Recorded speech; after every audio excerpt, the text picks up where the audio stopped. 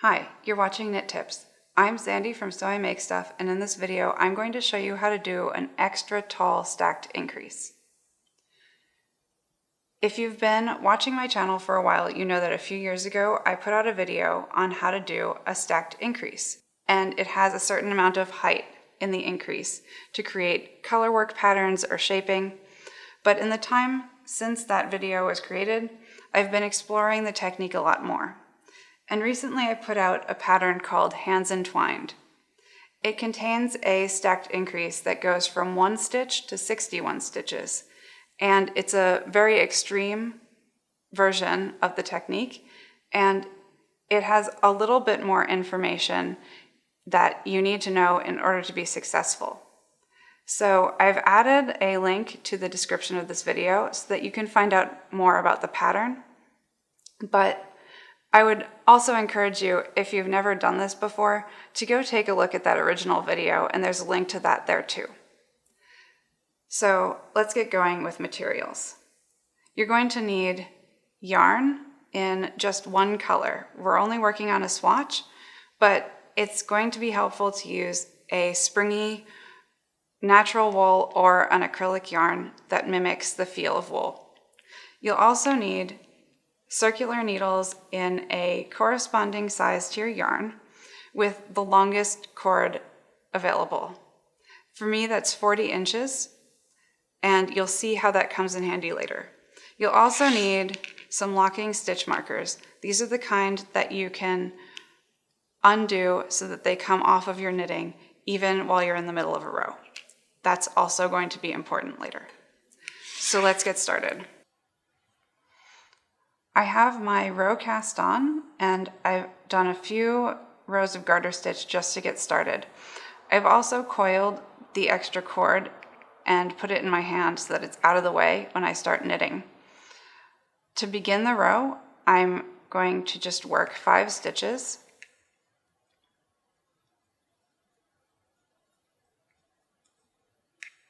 And now I'm going to start the demo for my extra tall stacked increase, which is going to increase from 1 stitch to 61 stitches.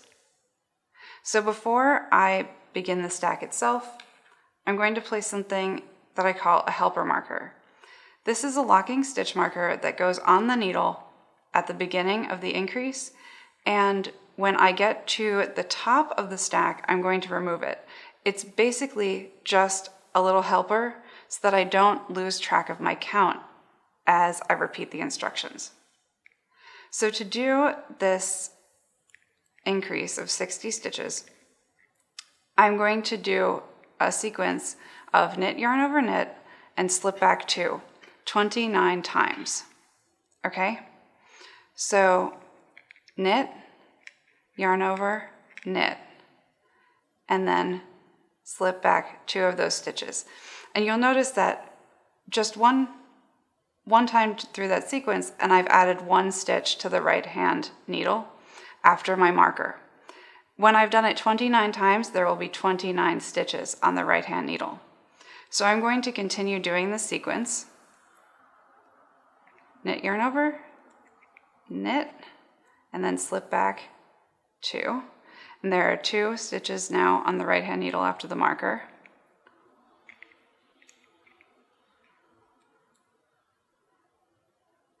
And that's basically why I've placed this little helper marker, so that I don't have to count 29 times through that sequence and worry about losing track. I have something that's keeping track for me.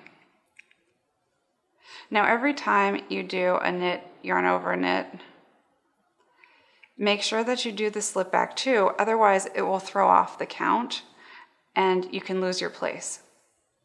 That's really important to always keep those 2 instructions as a pair.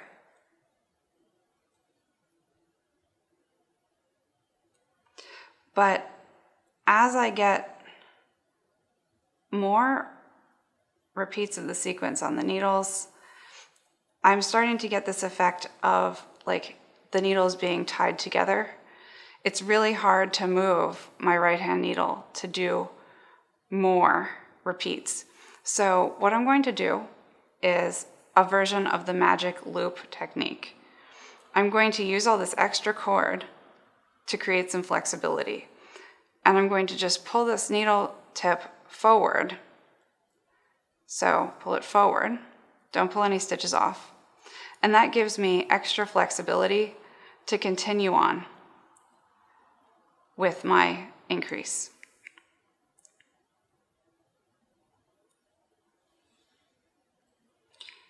So again, knit, yarn over knit, and then slip back 2. And I'm going to keep going and check back in when I'm closer to the end of my 29 repeats.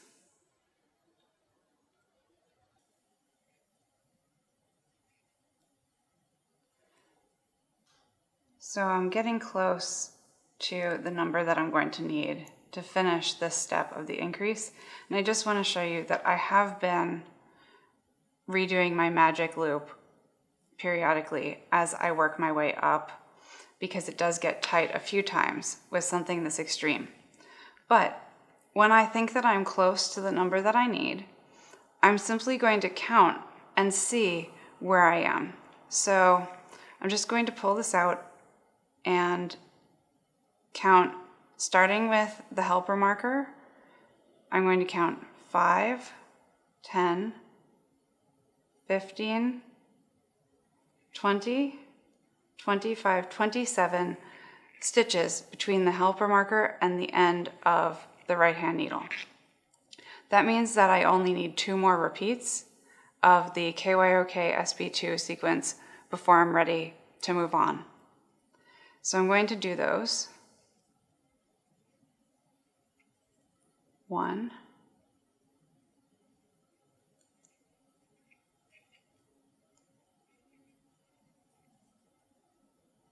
2. Okay.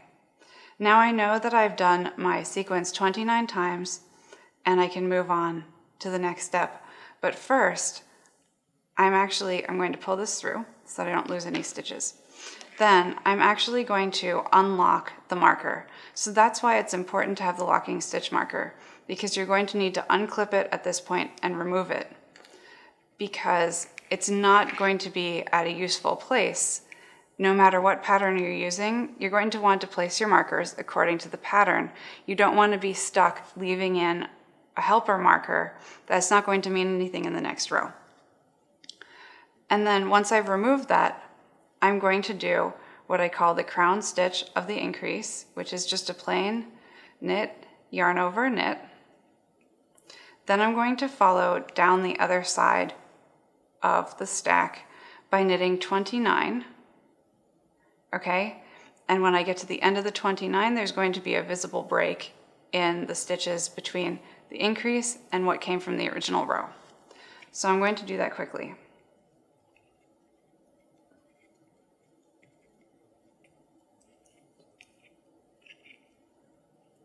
So that's 29. And it's a great way to get a secondary check, because you can see all the stitches on the left-hand needle have come from the row before, and everything on the right-hand needle is from the increase itself. And if you feel that space, you know that you've done the right number of stitches if you can knit whatever it says in the pattern, in this case 29, and get to that break. So I'm going to continue on with the row and maybe do one more of these increases and show you what that looks like once they're done. You can see here that I've finished my row and I added a second one of these very tall stacked increases just to show you how much of the cord is taken up by each increase. If I actually try to pull the cord flat, you can see that it only goes down so far before there's a loop that I can't pull any further, and it wants to spring back. So if you're doing a large project, take that into account. You'll also notice that I didn't add any markers besides the helper marker as I knit these increases. And different patterns will have different places where they've given specific instructions that are specific to that pattern, where you'll add markers. So don't be alarmed if you see something a little different. I hope that you will take a look at some of my other knit tips videos. There are a bunch more about other stacked increase and decrease techniques and just other helpful things, other skills that will improve your knitting knowledge. So take a look at that playlist, and I will see you back here soon. Bye.